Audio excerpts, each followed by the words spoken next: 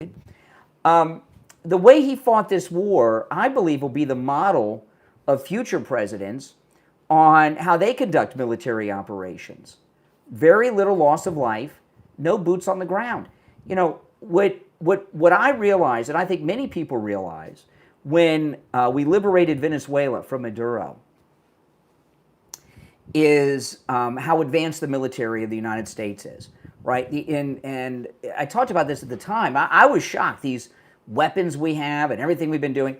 The United States military is 35 or 40 years more advanced than any other, the second most advanced military in the world. And I think the world had the daylight scared out of them by how technically advanced the military is. And you may say, well, if we're so advanced, why didn't we eliminate Iran? We could if we wanted to. Well, you want President Trump just to kill all those people for ego? The very idea that he's talking about, okay, we accomplished our goals. Oh, thanks for giving out those memberships too. Very much. Thank you very much. You know, what this shows about President Trump is an incredible character, positive character trait of President Trump's.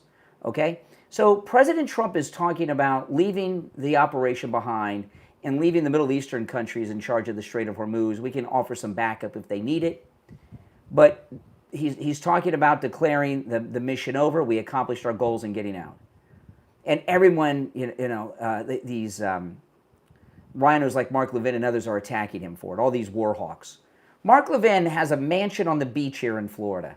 It's so easy for him to say, go after the war, I'm on the beach, go to the war, send them over there, go in, wipe them out, I'm on the beach, but you send other people out there. Brave guy, Mark Levin. Chicken hawk, Mark Levin. That's right, I said it.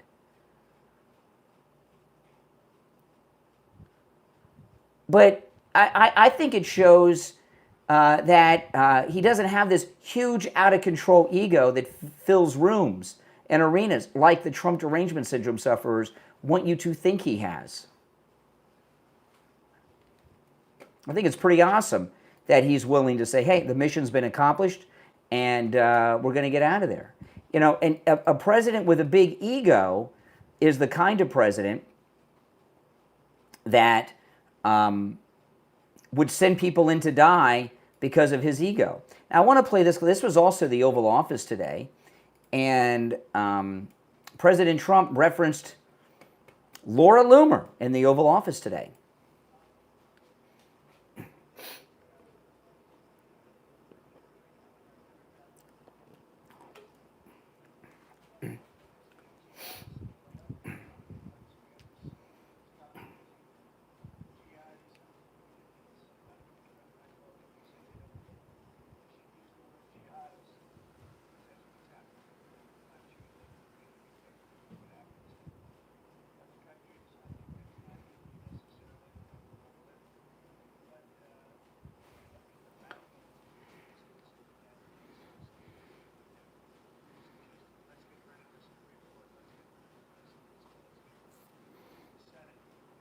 Yeah, stupidity.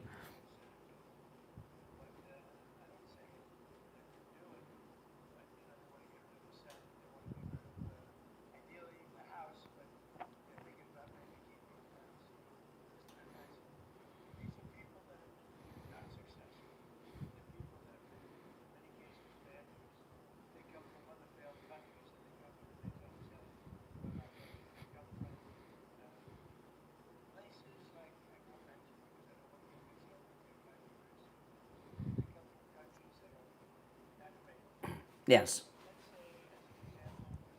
Oh, yes. Ilhan Omar.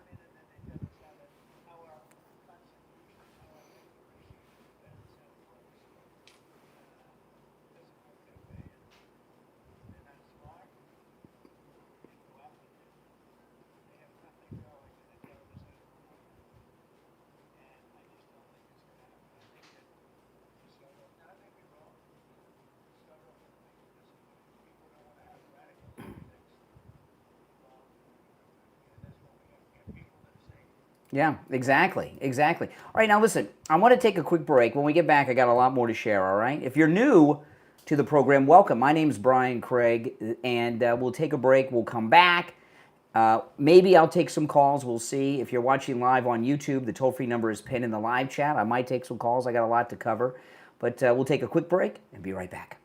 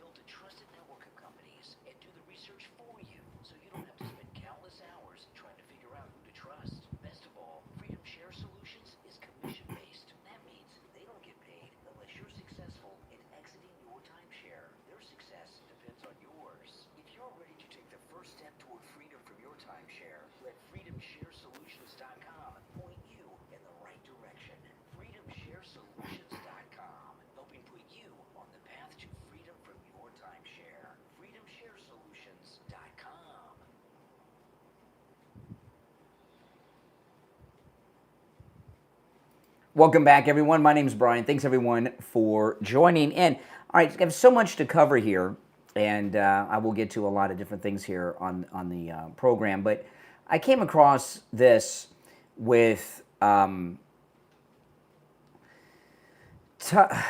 Carlson sat down with Hunter Biden. And I'm here to tell you that there is nothing that would get me to allow Hunter Biden into this studio and put his mouth in front of one of my microphones. There's just no way.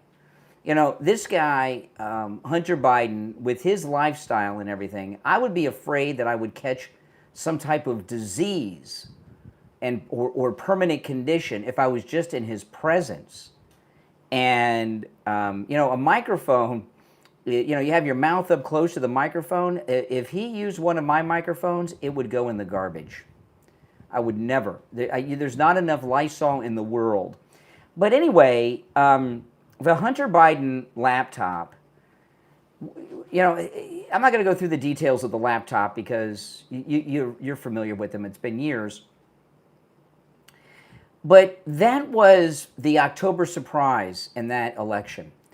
Not only was it the October surprise by the Trump campaign on the Biden campaign, on Joe Biden, it was the first that I know. Now, if you have another example, I'm open to this.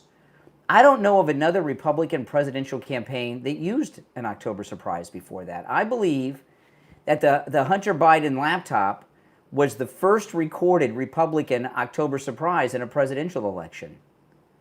Do you know of another one? And it was a darn good one. And it was so good that the overseers, the haters of liberty, immediately labeled it Russian disinformation and suppressed it, right? You know the whole story. Well, Tucker Carlson has a new narrative on this that he's talking with Hunter about. Listen. What's your first thought? You know, and can I just say one thing, though? That this is what I experienced during that time. The allegation that there was abuse of minors, that came from the Israelis. Oh, it's the Jews. See, it's the Jews. It always goes back to the Jews with Tucker, doesn't it? Yeah, on the laptop. That came from the Israelis. I'm just telling you that. They came to me with that, so I know that. Oh, the Israelis came to Tucker? So what? How does that work? I'm very curious. What, some Mossad guys, they come here and say, hey, we're the Israelis? we're the Jews. We got this laptop. I'd love to hear all that. Minors. I mean, let me play the whole thing. I'm not gonna. I'll just play it and then I'll go back and talk about it. It's hard to play it without stopping it. It's so aggravating. But I'll play it through. What's your first thought? Laptop. You know, can I just say one thing though? That this is what I experienced during that time. The allegation that there was abuse of minors. Yeah, on the laptop. That came from the Israelis.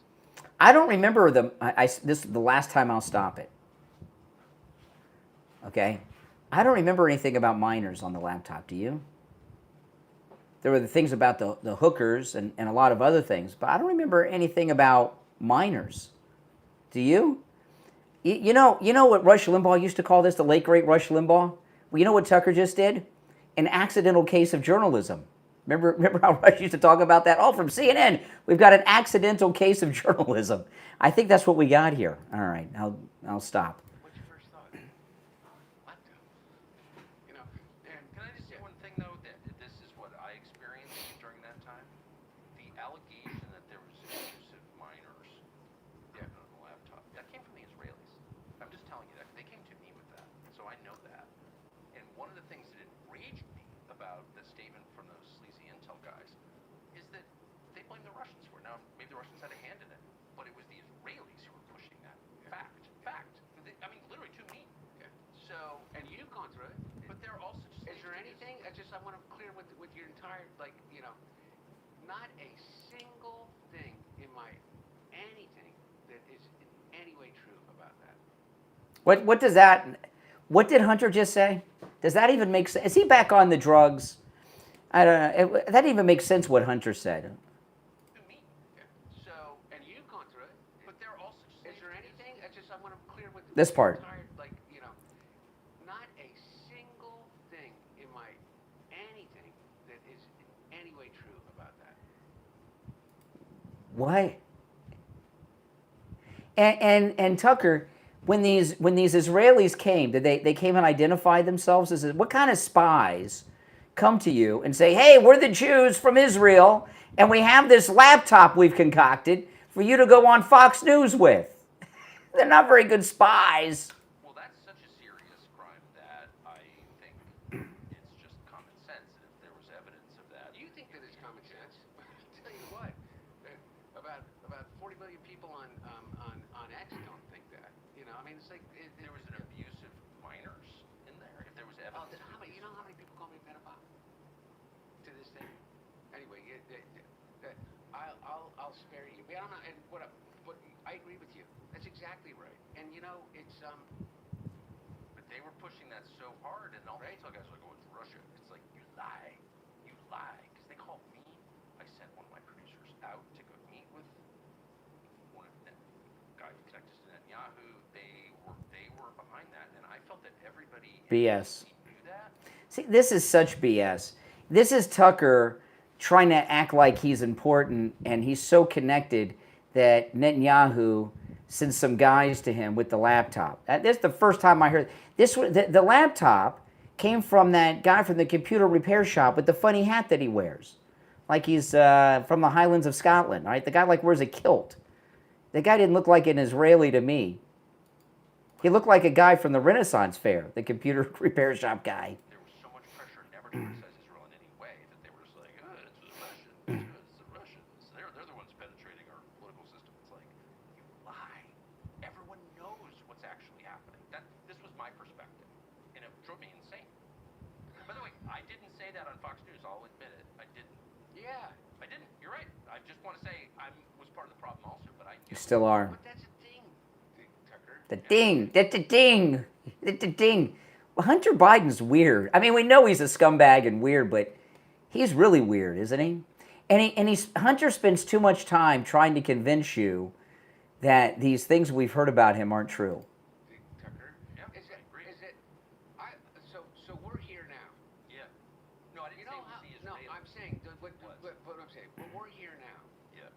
And that's one of the reasons why, just on a purely selfish basis for me, is that, like, I I don't know how you could possibly have thought that. And Thought what? That you're a drug addict who sleeps with hookers and involved in all kinds of financial crimes? I have no idea. Maybe it was that crack pipe in the back seat of the rental car you rented and turned in at the airport. Maybe it was because you failed your drug test when you were in the Navy. You're in the Navy for like 2 months because you tested positive for cocaine. Or maybe it's that videotape that we saw of you with that Russian hooker where the Russian pimp came over to pick up the hooker and you kept asking, "Are you okay? I didn't hurt you, did I? I didn't hurt." I don't know why we would think these things. Oh my goodness. Oh my goodness.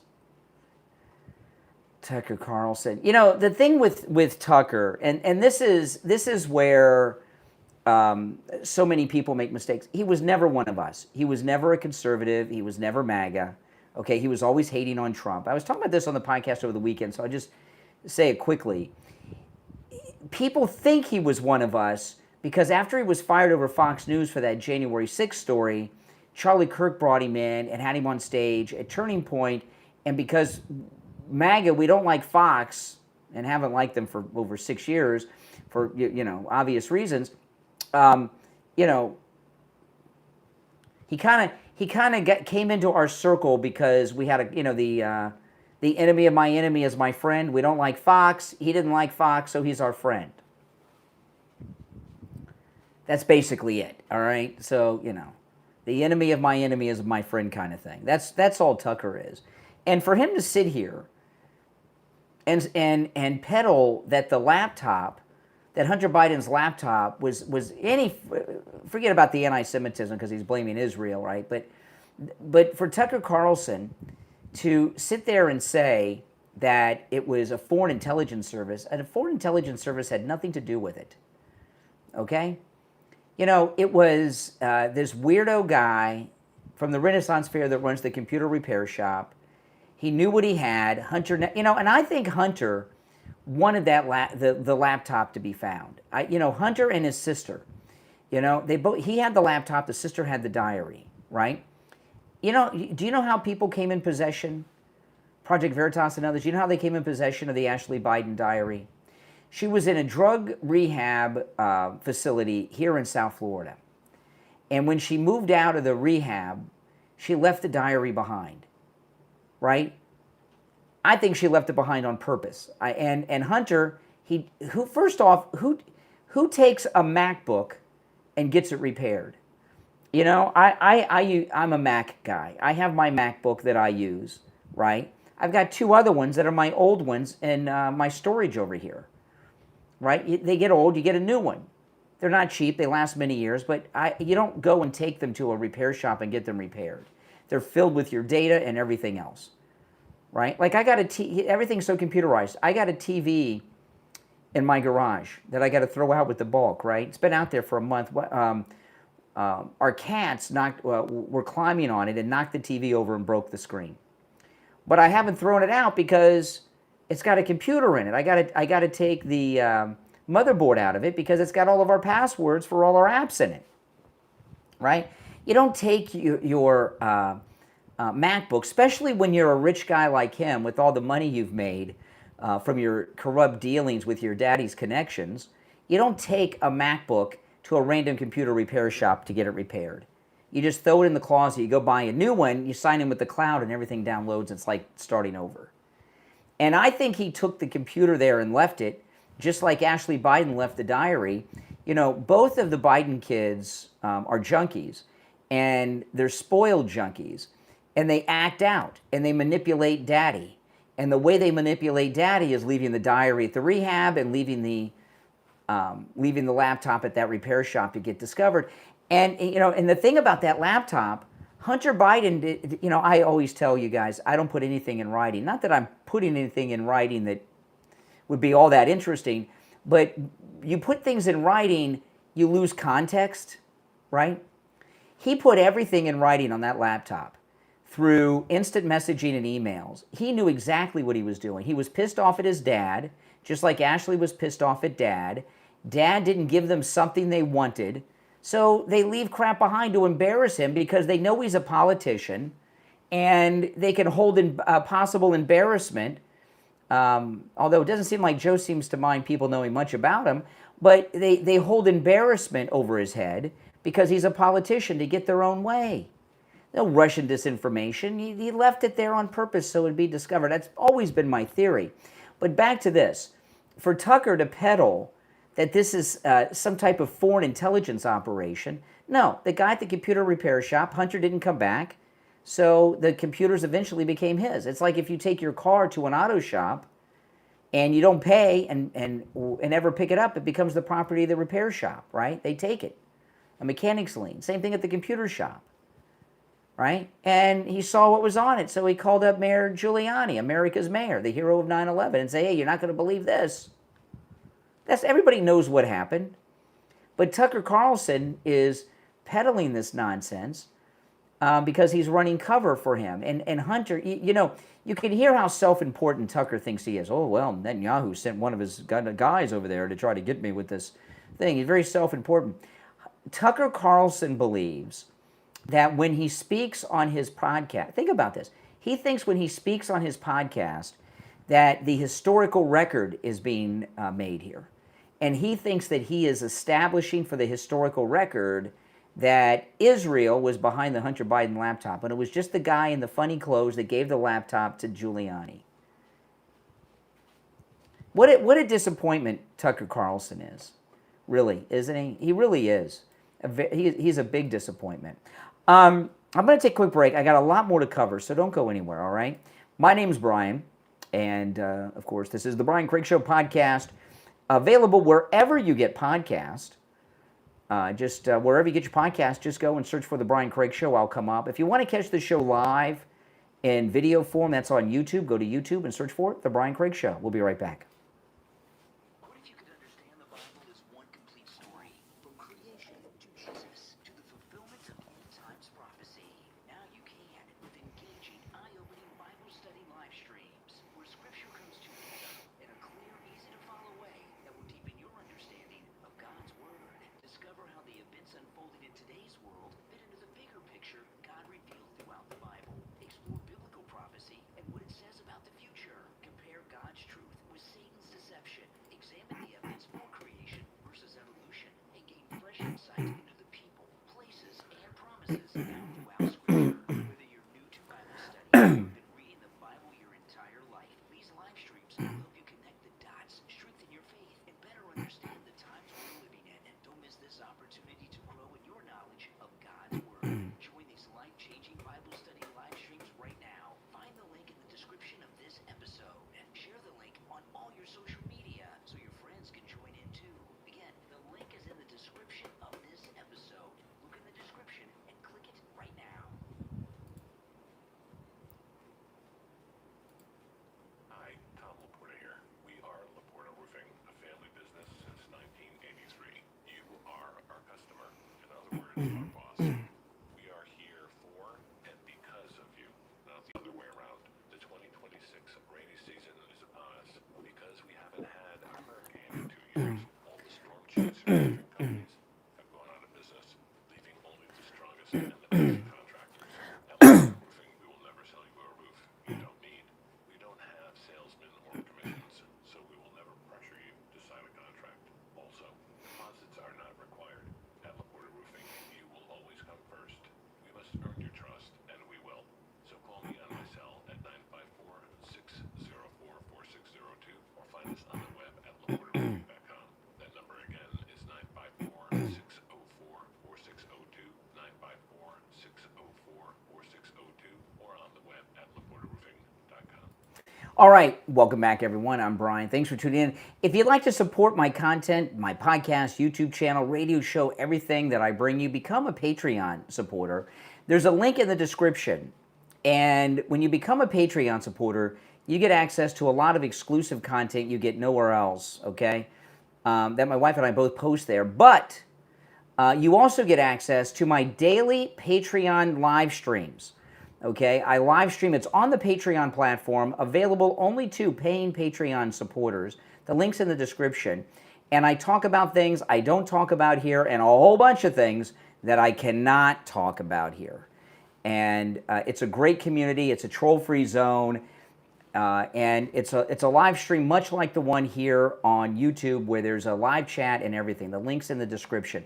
Now, when you go there, you'll see an option to join for free. If you do that, not only do you not have you have access to none of the content if you join for free. You don't even see it. It's just a blank page.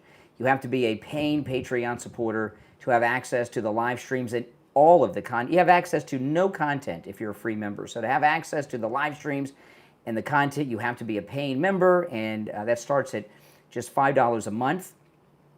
And the live streams are very good. And those of you that are Patreon supporters, you guys know a lot of times I'm like, I don't know if I should have told you guys that. You know, it happens all the time, and it's a great community. If you become a top Patreon supporter, you get a live on-air thank you shout-out on every podcast episode, and you get your name up on the screen on YouTube. So the names you'll hear now are my top Patreon supporters. I want to thank SFjr, Christine, Chuck, Pamela, Nick, Wesley, Doris, Heather, David, Maria in Texas, Alice, LeeZep, Shawna, George, Brandon, John, Frank, Dale, Tina, David, Laura, Rob, Wes, Sue, Janice, Teresa, Irene, Rick, Michael, and Robert R. Those are my top Patreon supporters. Thanks again. And again, there's a link to my Patreon page in the description of this episode on whatever platform you are listening on. Okay, now, you remember Colonel Vindman, right? The overweight, pudgy colonel who was wearing the wrong uniform, who turned President Trump into the Inspector General. Can you imagine?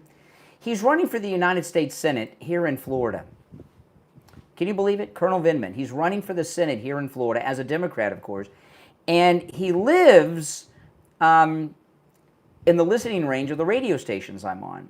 And I know. I have not talked about him too much. He did an interview, which I'll talk about here in a minute.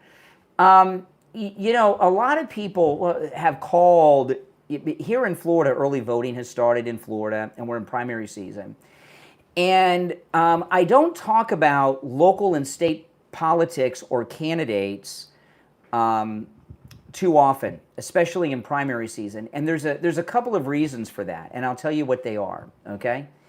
I do talk about them when they have national interest, like Byron Donalds, who's the Trump-endorsed candidate for governor, and that creep fish sticks that made all those creepy allegations against him last week. That's a national story, so I'll talk about it. But the reason I don't cover the local politics for the most part on the program is because the show's a national show. We're local on the radio, but the audience is so big. We're throughout the entire state of Florida and the whole country and the world, really. I mean, you know, those of you that are listening to me right now are all over America and other countries as well. So, you know, talking about local congressional races and things like that, no one's really interested in that other than people that are in that district, right?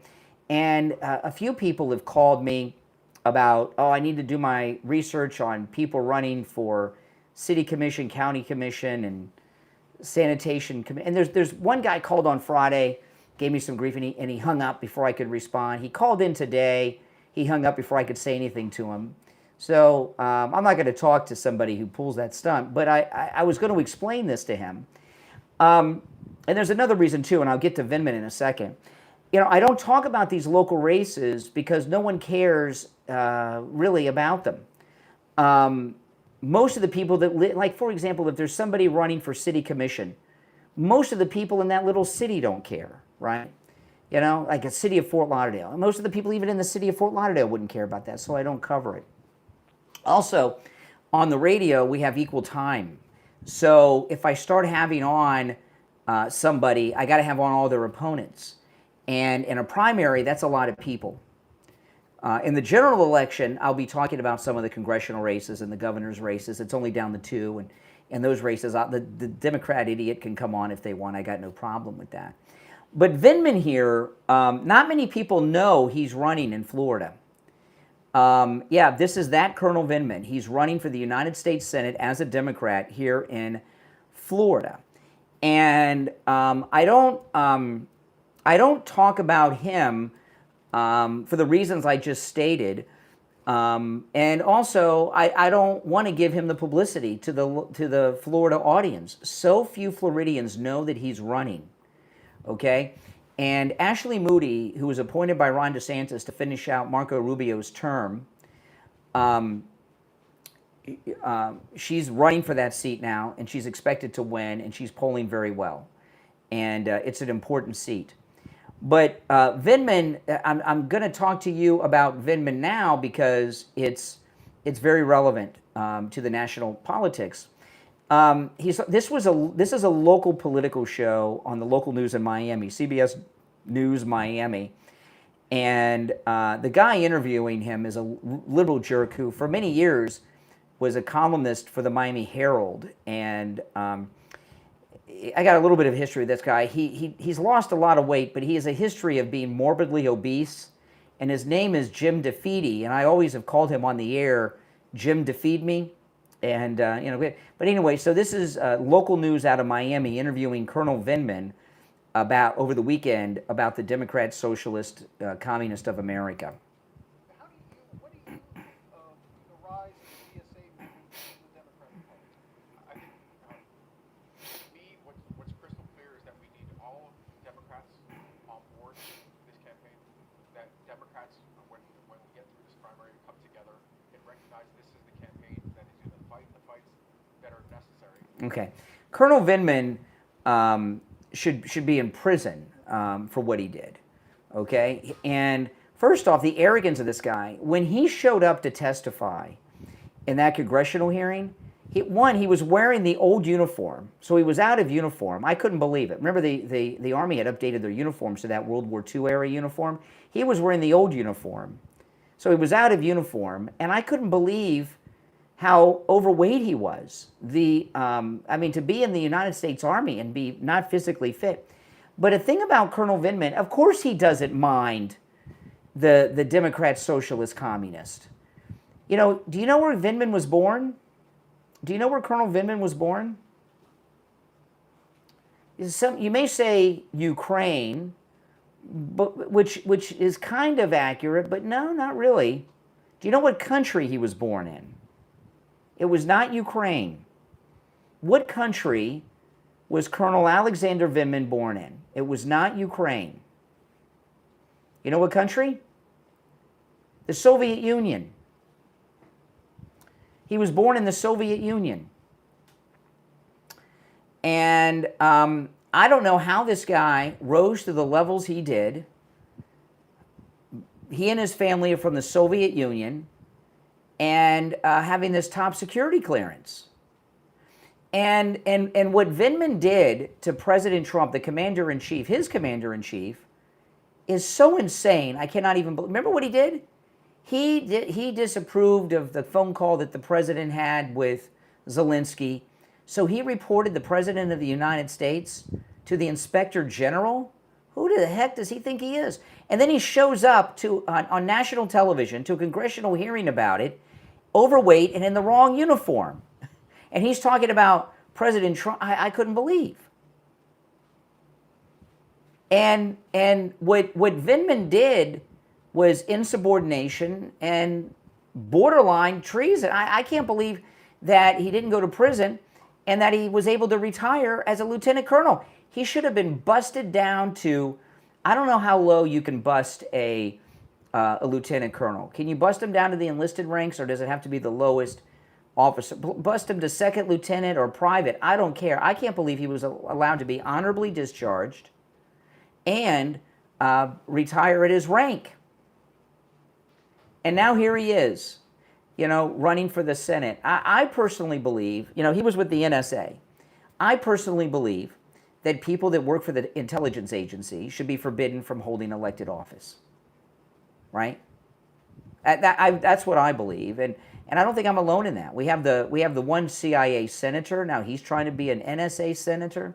It's bad news, and they have a lot of conflicts going on in their mind. But the very fact that he has so many connections to the USSR, somebody with those kind of connections should not be able to obtain a top security clearance and have access to the President of the United States and their private conversations. It just blows my mind.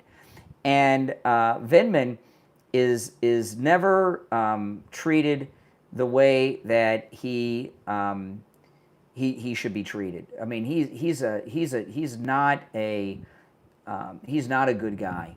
He really is not. Now, Marco Rubio made a big announcement that came out today. This is from Fox News. And I like this. This is really good. This is Fox News today. State Department has just exclusively revealed to Fox that it's revoked 175,000 visas since the start of President Trump's second term. That is up from the 100,000 in December. The majority of the new revocations were over criminal activity, including sexual assault, child abuse, fraud, reckless driving, and embezzlement. Multiple visas were also revoked for immigrants who celebrated Charlie Kirk's assassination. Yeah. You know, if you notice, all of these people that we keep hearing about that have been coming into the country, do any of them have a good background? I mean, they're like the worst of the worst. Rapists, murderers. You know what I mean? We don't hear too much that's positive about any of them. You know, and it's crazy to me, the people that they were bringing into this country. I mean, how many lives have been saved because President Trump with these deportations? How many women have not been assaulted? How many people have not been killed in all kinds of ways in the commission of all kinds of crimes? You're on the air. What's your name? Where are you calling from? Hey there, Brian. It's Trisha from Minnesota. Hey, Minnesota. What's up? Nothing. I wanted to totally agree with you 1,000% that Vindman is too close, like intelligence community people. They know so much that they're dangerous. Like, they can't be, they should not be allowed. What you said just now, like a minute ago, was 1,000%. Yeah. Well, you know what it is? Yeah. They have an agenda, and their agenda is to further the agenda of the deep state, not the people they represent. Exactly. So thank you for that. Well, thank you. Thank you. Yeah, I love your show. All right. All right, thank you. Take care, take care. All right. This is one of the, you know, this is a great pair here. Don Lemon and Jennifer Welch. And, you know, this thing with Jennifer Welch, you know what I wonder about her? Oh, she looks so happy, doesn't she, Jennifer Welch? You know, what I don't know about with Jennifer Welch, does she really believe all this crap shit that comes out of her mouth? I mean, she says these bizarre things. Is she just trying to be provocative for attention? I don't pay too much attention to her, but she had Don Lemon on, so I thought I'd play a little bit of it. So here's Don Lemon on Jennifer Welch's podcast. You know what I think is very American? Is not painting people who are Muslim or who are not Christians as or who are non-believers as demonic or communist or somehow bad for the country. Our founding fathers said that there should be no test, a religious test in this country. There's no national religion. And so I think the more American thing for me is to accept people in office who are from all religions. And that includes Abdul El-Sayed. That includes Zoran Mamdani. That includes Ilhan Omar, or any of those folks. So there's nothing wrong with being Muslim. There's nothing wrong with What about an evangelical Christian, Don Lemon, and their religious views? being a Sikh. There's nothing wrong with being Baptist or Catholic or Jewish. Yeah, really. What do these Muslims think about him and his husband being married to each other as men? But you seem to be demonizing the people whose religions that you want to otherize, and you're doing it on purpose. That's not very American to me. And it's also, guess what? It's not very godlike or Christian-like. So I think they have the wrong idea about what it is. It is very Christian not to promote other religions. Real American. I think the people who are more accepting of people from different religions and with different ideas about America, who are immigrants in this country, who are trying to provide this country with a viable workforce, the folks who are running for office, who are trying to, I know I'm going on here, who are trying to get universal health care or affordable health care for all people, a living wage for all people. those are more American ideals than otherizing or demonizing people. So shut the fuck up. Well, I apologize for the Don Lemon's language there. Class act there, Don Lemon. Somebody said separation of church. Separation of church and state is a liberal urban legend. There's no separation of church and state in the Constitution of the United States. I know that liberals think it's there, but it's not. Okay, it's a liberal urban legend. You know, England had the Church of England, and you had to be a member of it. So it's just freedom of religion, meaning that you don't have to join the Church of England. You can, you know, they couldn't foresee Muslims doing the things that they're doing these days. Here's another clip of Jennifer Welch, and here she is solo here talking about Abdul. All right, if you're on hold, by the way, hang in there. Let me cue this up. This is Jennifer Welch on Abdul. They're terrified that middle America is going to find out who the real boogeyman is. And the real boogeyman is not the brown-skinned Abdul or the brown-skinned Zoran. The real boogeymen are white, crusty, pink-armed Republicans like Pink. Donald Trump, Stephen Miller, Jeff Bezos, Elon Musk. These are the people that don't give a fuck about you. They're big on the F word on this Jennifer Welch show. I apologize. I don't know what they're big doing all this F word all the time. Her and Don Lemon. They never have, and they never will. The whole communist scare is total bullshit. These people, every single time they have the keys to the car, they drive it off a cliff. No matter who the Republican president is, they do it time and time again. Yet, so many Americans say, well, I'm going to put my pocketbook.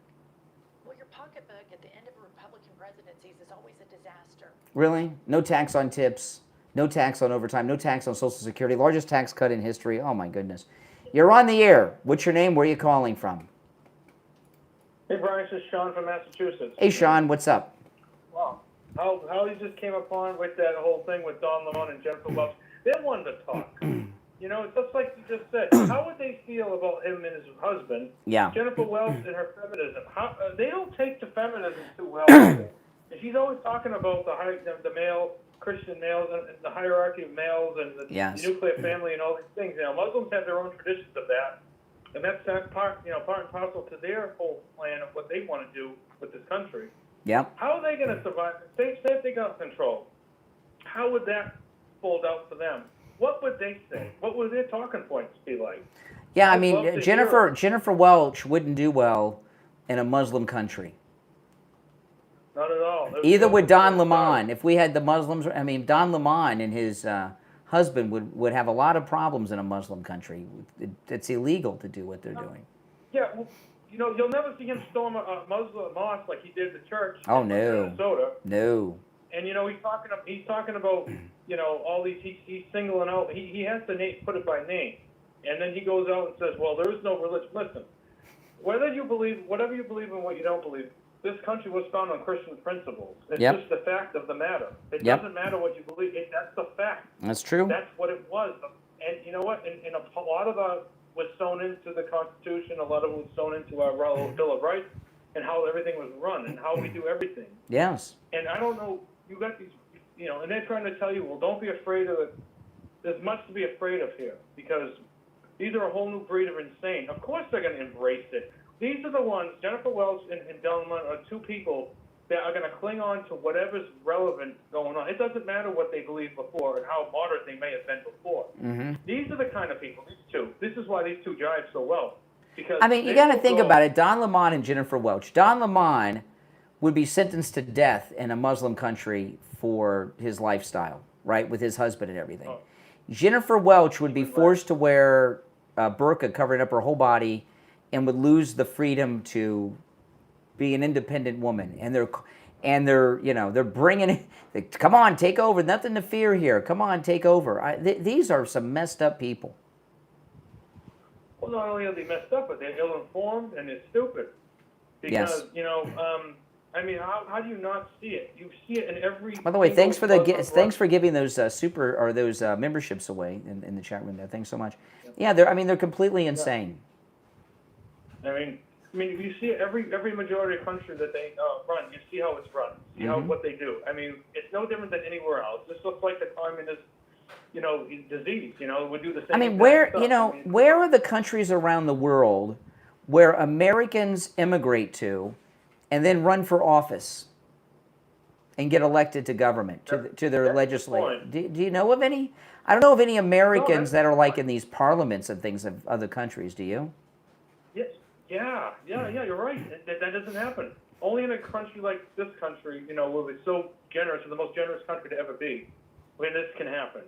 And people come over here, and the least they could do is curtail to our traditions and how things that were done here by our these people they're talking about, like Abdul and all that, they're not running for office and going to Congress to help the country, not the United States. They're going to to attempt to destroy the United States from within. This is it's a Trojan horse is what it is. The Democrat Socialists of America are getting the Trojan horse soldiers elected to Congress. Exactly. I mean, well, you have two toxic ideologies formed together. Now, what's going to happen is if they fuse together for eventually, then one's going to have to cancel the other one out. What will it be? I don't know. Because a lot of these transgender people are going right with this agenda here, and and they support these Muslim candidates. Well, what happens if they? Hopefully, this will never happen. But what happens if they get the upper hand? Then what's going to happen to them? Exactly. We just said a minute ago, it's like Don Lemon and Welsh, because they won't last a second in that world. And then what are they going to do? We're going to be like, yeah, we told you so. But you never listen. They never listen anyway. All they care about is, because a lot of these generations, this is what Hassan Piker is here to do, is he's trying to do what communists have always done. Hassan Piker is the modern day equivalent of a Klansman on the radio. Every day spouting the Turner Diaries. I mean, if you're familiar with that. I mean, he's really bad. I mean, everything coming out of his mouth is just hate and racist. I mean, yeah, I was saying yesterday, like some of the recent things that he had just said, was just so disgusting. I don't even want to say it. It's just the 9/11 thing was bad enough. That was horrible. But he does something else. You know what I'm talking about. And if you notice, I don't play too many Hassan Piker clips on the air. You see them on social. It's because what he says is so vile. I can't play them, or I wouldn't. I mean, he's just another one. He's just like Lamont and Wells, the classless. Somebody in the live chat said Brian is a known coward. What kind of coward sits here and takes live screenless calls, live on YouTube every day? Well, you know what else you're doing? You're calling out these psychopaths too. You know, people don't dare to do that either. Yeah. And you don't screen your calls. You don't see who's calling. And no one does that. No. Every state, every show I've ever seen, they know what's coming ahead. You don't do that. No. I mean, that's something that's unique. I don't think anyone's ever really done that before. No. Well, listen, I appreciate the compliments. Thanks for the call, though, okay? We'll talk again, all right? You take care. Yeah, that's exactly right. If you're on hold, stand by. If you'd like to call in and you're watching live on YouTube, the number is pinned in the live chat, okay? It's toll-free, 888-465-2631. You're on the air. What's your name? Where are you calling from? Jeff from Maine. Hey, Jeff, what's up? Hey, the last time, or maybe two times ago, I called in, I got kind of emotional. How did we forget about 9/11? Oh, yeah. And the Islamic terrorists did that. That's right. We've been fighting Iran since 1979. They have vowed to wipe us and Israel off the face of the planet. And Trump has come out and said, if he hadn't stopped them, Israel wouldn't have been there today. That's how close it was. And I'll tell you what, we need to know that the Muslim people, we're not fighting them. It's the Islamist, extremist, terrorists. And they need to be taken out. And Trump is doing exactly that. Yeah, absolutely. Yeah. I think what he's, go ahead, Jeff. These liberals in this, in your chat, there's a couple that he was mocking Charlie Kirk, saying he was in hell. Oh. I had to block him. I mean, that's just, that to me is a reason to block someone from a channel. Because you have your moderators and they have their guidelines and stuff, and I understand that. But we don't go on liberal shows and try to shut them down and we wouldn't waste our time. Well, you know, the But thing isn't about it funny that- Charlie Kirk, you know, these guys that say these just terrible, disgusting things about Charlie Kirk, you know, part of what it is, you know, younger people today, millennials and Gen Z, they have very little contact with actual human beings. They play video games and watch porn all day, right? And doom scroll. Yep. So people aren't real to them. They're so far removed from humanity, and I feel they say things like what you talked about with Charlie Kirk. They have no empathy for others because they have no human contact. You know, Brian, I never thought of that. And, that, you know, that's the bad, you know, TV, when they said TV came out, it was going to be evil, computers, the web. But it's like a weapon, a gun. Whatever the person uses it for makes it good or evil. Yeah. And I understand now that those kids being brought up on the web in video games, that makes real sense to me, that they have no contact with humans. They probably never sat at the table with their family and talked. And No. we always did that growing up, Brian. And if that's one thing America needs, is the family rebuilt back to its roots. Yeah. And they don't have normal interactions with people, you know, like when we were kids, you know, you went to the mall, you went to the movies with your friends, you did this, you did that. They don't do that stuff anymore. So so no one is real to them. So they've dehumanized the whole population. They have no sense of truth. They don't, or reality, that would be a better word. Yeah. They don't live in reality. Mm-hmm. It's sad. But you know, everything Trump's doing is to help the global reset. But who will be the most rewarded? It'll be America, because he's putting America first. And he tells other countries, you should put your country first, but you're not going to use us anymore. And he's putting people in check. And I just love that about him, because you know, I think he's toned it down. He's not as rough as he used to be. Does that make sense? Yeah. Well, President Trump, he doesn't care what the media think or the haters think about him anymore. So yeah. He doesn't spend much And time rightly so. trying to win them over. In the first term, he did that a lot. Yeah, he did. Mm-hmm. But you know, our country is doing so much better, and all the liberals can do is scream Trump this, Trump that. There's no substance, no message. They have nothing but hate Trump. Mm-hmm. And I think that's going to kill him in the midterms.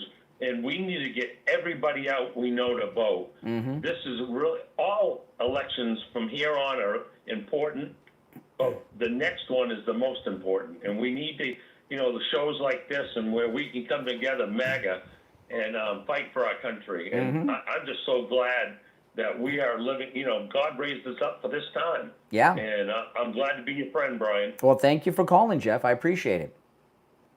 Have a great day. You too. You too. I saw this montage of Megyn Kelly, and I don't know. Have any of you ever seen Megyn Kelly in person? You know, YouTube. You know how they say TV puts weight on people? YouTube does the same thing. When you see people in person, we're all skinnier than we look on YouTube. It's just the way it is. But Megyn Kelly, her legs are like, if you watch it on like this big around, and her arms too. She is so strange looking in person and so skinny.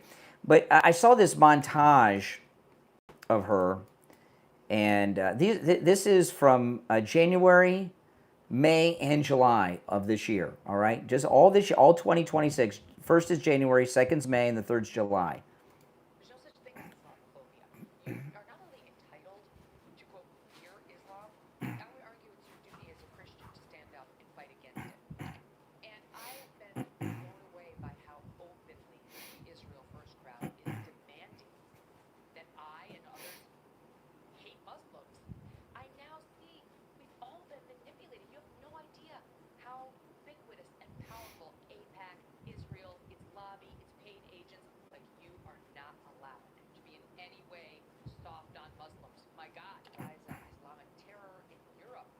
Had a couple of disturbing attacks this week alone. You know, she's talk about somebody standing for nothing. You know, I don't know what Megyn Kelly's deal is for sure.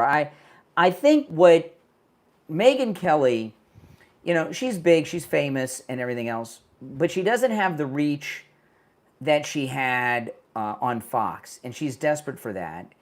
And she wants to have the kind of audience that Candace Owens has. And I really think that Megyn just goes with whatever the trend is that particular day or week with what she's talking about on her show. But she sees the success that Candace Owens has had with her anti-Israel thing and all of that. So I think she, every once in a while, she goes that route. But she really stands for nothing. And she's going to have a lot of dysfunctions. I mean, she blew it at Fox. Then she blew it at NBC, you know. And I talked a little bit about this yesterday, and we're getting some more. Hassan Piker, he did this. They did this Rolling Stone cover story on him, and they're pointing this out. Now, this is. Now, remember, I was telling you yesterday on the podcast, Hassan Piker, who's the big voice of the Democrat Socialists fighting wealth inequality, is worth $8 million. Is his net worth. $8 million. And he invited Rolling Stone to his mansion, which is surrounded by a big, beautiful wall to keep people out that he doesn't want in there. Isn't that something? I thought walls were racist. And he was posing around his house, and people are taking note. Look at this. Socialist Hassan Piker. Hassan Piker, at his Rolling Stone photo shoot, is wearing over $5,000 in a designer suit and other clothing. $5,000. I don't know if all the clothes I've had in my entire life equal $5,000. I don't know. I don't spend a lot of money on clothes. But look at this. Yep, he's wearing over $5,000 in designer clothing, and he's posing on this motorcycle that he has in his backyard. It's a $10,000 yellow dual sport motorcycle. So, you know, he lives in a mansion. He's wearing a $5,000 plus suit. He has this $10,000 motorcycle in his backyard, and he's surrounded by a big, beautiful wall. I mean, is this democratic socialism? It seems to be a conflict. You're on the air. What's your name? Where are you calling from? Hi, this is Steve from Staten Island. Hey, Staten Island. What's up? Yes. Well, the thing is, I was listening, and that woman, I mean, she practically gave me a headache with the, whatever. What woman? Oh, you're talking about Jennifer Welch? Yeah, yes. Okay. That was pathetic of her. But the thing is, she got to get to her head. In 2020, the Democrats won the House, the Senate, and the presidency. Mm-hmm. Before 2024, they lost them all three. That's true. This shows how pathetic they are. Yeah, No, good point. With that type of a record, how can you open your mouth to say, oh, Trump is running? Well, you just lost everything within 3 years. Yeah, that's a very good point you made. Yeah, I agree with that. They were rejected by the American people. Exactly. Mm-hmm. And you see the tidal wave, Trump just wiped the floor with Kamala. Mm-hmm. When everyone says, oh, she's going to win by 3, and Trump just, no, Trump is going to win by over 300 votes. And they don't have anything to say, show that, oh, we're going to be great, we're going to be great, Democrats going to be great. Nope, sorry. Mm-hmm. You're getting your head, and we're being taken over by these socialists. Mm-hmm. I mean, you're on a sinking, the Democrats are on a sinking ship, and they have no to work with. Well, what they're doing, what the Democrats are doing is the Democrats are trying to lose the midterms. They've come to the conclusion the only way they can purge themselves of these Democrat, socialist, communists is to lose the midterms and blame them for it. And you can tell they're pivoting to sound reasonable. Yesterday, AOC was on ABC this week on ABC with Jonathan Carl over the weekend, and he went through this weirdo Democratic Socialist platform, and she answered with a strange response. She says there's this city commissioner in my district. He says woke one was crazy, and then she laughed. She's trying to go mainstream. And what they're doing is, and this is an important thing to understand, Bill Clinton was very liberal, and when he ran for re-election in 1996, he did something very insane for a Democrat to do. And the Republicans had just taken over the House and the Senate, led by Newt Gingrich. And it was the first time that the Republicans controlled the House and the Senate, like in 35 or 40 years at the same time. And so the Republicans were very popular. Democrat liberalism wasn't. So Bill Clinton, when he ran against Bob Dole, he adopted all of the conservative positions. The one I really remember is welfare to work. Dick Morris was his campaign manager, and they called the strategy triangulation. He took all the popular Republican positions of Newt Gingrich, made him his own, and ran to re-election victory in 1996. That's what the Democrats are doing now. They want to lose the midterms, purge these commie socialists out, blame them for the loss, and they've realized that men in sports and defund the police and all this stuff they're not electable with it. So they're going to try to rebrand themselves as more of like a Kennedy Democrat Party, like reasonable and somewhat conservative. And AOC has jumped on board with that. That's what that whole Jonathan Karl interview yesterday was about with her. Yeah, that's right. They're trying to purge themselves of all this stuff, trying to purize, or what do you call it? Purity. Yeah. Their thing. And it's going to be a while before even people are going to believe in this. Was it Staten Island where Mamdani got booed off the stage last week? Yes. Yeah. Oh, that was awesome. You're in Staten Island, right? That's pretty awesome. Oh, yeah. I thought so, too. I thought that he realized that, this is a real full-fledged Republican place. Bye, everybody! And I covered it out. Yeah. Yeah. He didn't last long. He ran out like a coward. No participation trophy this time. Yeah. His tail between the legs and I covered it out. That may have been the first time he's faced rejection in his life. Well, keep this up, you'll hear more. All right. Well, listen, I appreciate the call. Thank you. All right. Take care. Now, did any of you guys watch President Trump with the vaccines today? This is the big pharma are the scummiest of all, and we all know the reasons that there's so many different vaccinations for children is because big pharma spends so much money donating to politicians over the years. That's how they got this all done. And the left, they hate it, not just because big pharma is going to be pissed off at them because they're not coming through on everything they've been paying for. But Democrats, the left, don't like the idea of parents making decisions about their children. They want the government to make the decisions for your children on what injections they take. And I remember there was a couple of times, my wife's more up to speed on these things than I am, right? Like most guys. But when my daughter was young, going to the pediatrician, there was more than once when my wife wouldn't let them give her a particular injection for something. They don't like it. They don't like it. These doctors are so liberal, and they're so hooked up with these evildoers in the pharmaceutical companies. And the pharmaceutical companies are evil. Have you ever been to a doctor's office and seen the pharmaceutical rep? They use. Do you know how they get the doctors to prescribe medicines? Their new drugs. It's seduction. The pharmaceutical reps are all honeypots, right? They're all good looking, and they seduce the doctors. And you see them in the doctor's office. They have these briefcases on wheels. I wonder what's really in those. Right? I mean, these are real low-life people, and they're mostly very attractive women, like Hawaiian Tropic type women, and they make a lot of money. Pharmaceutical reps make a lot of money, but they also have good-looking men that do it too for the ladies and I guess the gay doctors, I guess. But it's mostly very attractive women, and they use the power of seduction on the doctors, and it works. And liberal doctors and the liberal pharmaceuticals, they just think that they're better parents than you. And do you remember this was many years ago, but I remember when my daughter was still going to the pediatrician. Remember when pediatricians were asking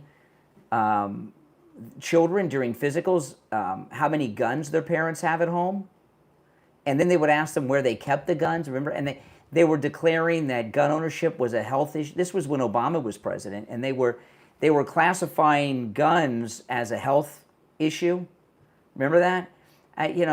Believe me, that executive order that President Trump signed today about vaccinations, that freaked out a lot of people. The pharmaceutical companies and the Democrats and the left, big pharma and all of that, big time. Now, I know, like when I was a kid, we got vaccinations, and I can actually, I don't know if any of you remember this, and I don't know if it was like this where you went to. I went to the early years of elementary school in Columbus, Ohio, and I can remember in kindergarten, the school nurse giving us vaccinations. Did any of you remember that? I don't remember, I was too little, and it's been too long, 1976. But I remember the school nurse, and we'd all line up, and they would vaccinate us at school. Can you imagine? I don't think they do that anymore. I don't remember my daughter going through that. But the numbers of vaccinations that kids have been required to get in recent years is so many far and above what all of us got when I was young. And it's all about one thing and one thing only, money. You know, like one thing I never get, and I do not give medical advice, okay? I'm not giving you medical advice. I'm just giving you my opinion on myself. Like one thing I never get is the flu shot. I've gotten the flu shot twice in my life. I got sick as a dog from the flu shot twice in my life. And I just don't get the flu shot. And you go to the doctor, they're always pushing that flu shot. I don't get it. I don't get it. And because I've gotten so sick from it. And my daughter too, she got it once when she was a kid. I didn't want her to get it, and the pediatrician talked me into it. And I remember she got sick from the flu, and after she got the flu shot, and I told her, I said, I'll never let you get that shot again. You know, what the left don't like is freedom. And they run around with their pro-choice message, right, when it comes to abortion. But they're really not pro-choice, and they really don't think it's your body. They only use that for the abortion slogans. They don't like the idea that you, as an individual or as a parent, can decide what a doctor does to you. They think that the government should tell doctors what to do, and that and doctors should do to you and give you whatever the government thinks you should get. Well, that's not freedom. That's not America. And I thought it was interesting. Stephen Miller was very passionate about this today. He was going off on this whole thing. When, you know, maybe it's because he's got a baby now. I don't know. But he was very passionate about it. And that's, you know, hey, it's America, and America is all about freedom. Now, if you're new to my channel and my program, make sure that you follow and subscribe on whatever platform you're listening on. Remember, the Brian Craig Show is available wherever you get podcasts. Wherever you get your podcast, just search for the Brian Craig Show. I'll pop up. If you want to catch the show live in video form, where you hear me taking the live calls, that's on YouTube. Go to YouTube and search for the Brian Craig Show on YouTube. All right. My name's Brian. This is where MAGA comes to talk. I will see you bright and early, first thing tomorrow morning. And also, guys, before you go, make sure you like the video if you're watching on YouTube, guys, if you don't mind, okay? When you like the video on YouTube, you get the video recommended to people that have not yet found my channel. So please don't leave without liking the video.